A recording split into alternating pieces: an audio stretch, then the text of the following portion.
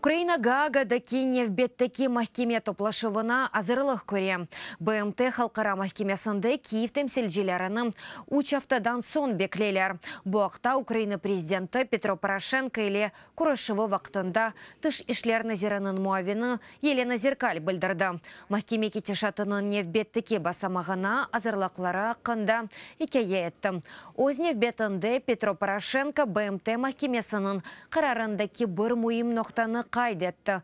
Махкеме Русияны Минск кетешатында арайжедегіл. Тараф оларақ істіштірак етмеге чағара екен.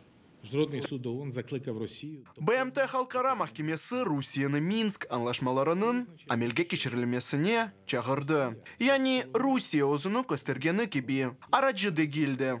Минск анлашмаларының тарафы ола. Бу дикат сияси қимет кесувды гилдер. İlk sefer yanırgan юридик kıymettir. O bazım için gayet muhimdir. İş bu karar amelge geçirilmesi, onu görmezlikке urmağa tırışkan angi memleketke tesiri menfi olacak cezalarının alınması nazarda tutula.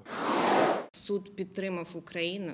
Mahkeme Ukraynaga qol tuttu. Bu pek muhim çünkü bu iş BMT Xavfsızlık Şurası'nın daimi azalarından birine ait. Mayıs'ın 12'sinde Kenya Gaaga'da toplaşacakmız ve mahkeme prezidenti növbetteki kararlarını çıkaracak. Yani işin nasıl etip ilerileceği tafsilatlı delillerden ibaret olan esas memorandumның hazırlığına verilecek müddet gibi meseleleri bakılacak.